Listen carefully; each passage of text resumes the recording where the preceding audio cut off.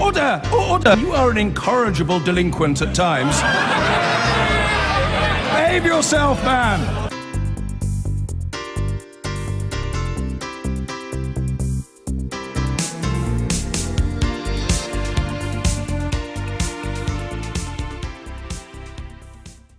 So, as we've just been talking about today, several Conservative MPs have quit a cross-party anti-Brexit group. Let's talk now to the former Conservative MP, Stephen Dorrell, who chairs the European movement.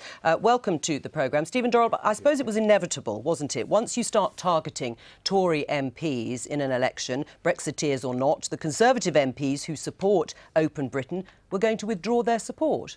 I do understand why it's difficult for people who have who are carrying the party label as official candidates in the election.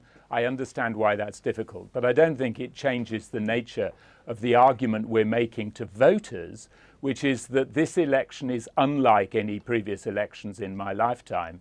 In addition to the normal factors you take into account in a general election vote, that's the party label and also the nature of the candidate locally, we also think there is this hugely important issue of this country's future relationship with Europe, where views do, as a matter of fact, unavoidable fact, cut across party lines.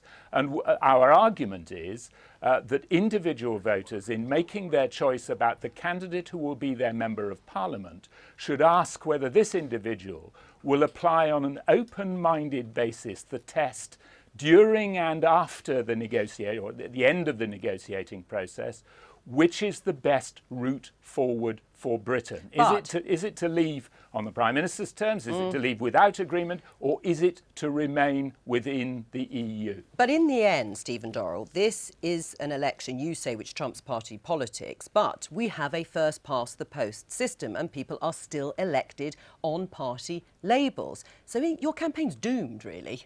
No, I don't think it is doomed because, look, everybody knows that individual members of Parliament have personal votes that they pick up but because of their record locally that has nothing to do with their party label.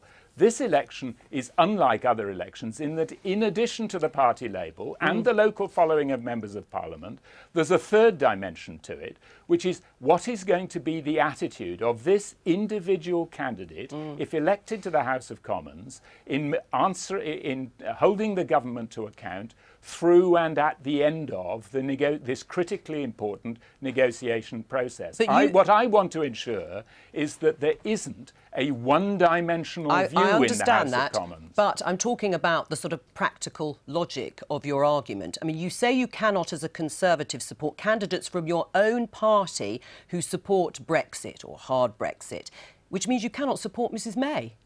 Well, I'm not a constituent of Mrs May, so that issue doesn't arise.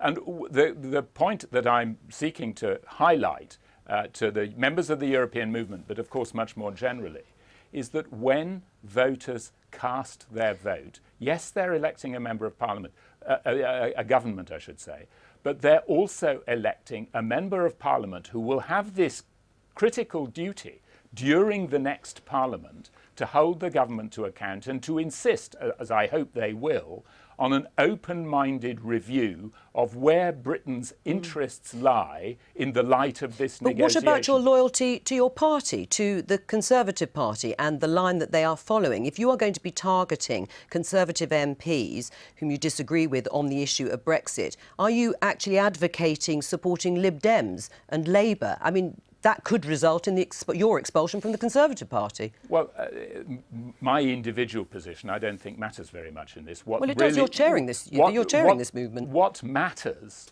is the message to voters that when you're casting your vote, of course, as I've already said, I believe Mrs May will be the next, will be Prime Minister after the election. I hope she is, but I hope also that the next House of Commons will be made up of people who insist that the negotiating process doesn't simply hark back to the referendum and say you must accept what we say, but actually insists that there's an open-minded review of where Britain's interests lie when we know what the real choices are.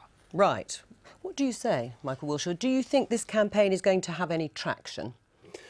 I think, you know, voters when they vote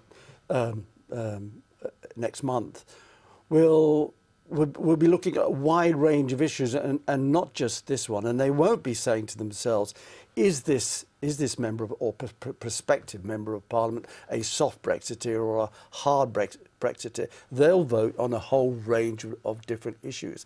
And I think, you know, the election of Macron in a few weeks' time, and I think that's what's going to happen. Well, yes, we don't know yet. We don't know yet, but we think that's what's going to happen. And Merkel in Germany, if that happened and Europe stabilises and the European economy prospers, there's no reason for Europe to give an inch on the negotiations. And that could spell bad news for Britain, bad news for trade and all the rest of it. And I think, you know, the more I think about it, if things go badly in the negotiations, there's every reason to go back to the country. So I would support that move by the Liberal Democrats to say, if the negotiations go badly for Britain, then I think the people need to look at it and need to vote again. All right. Stephen Dorrell, thank you very much. Thank you. I've been getting away with it all.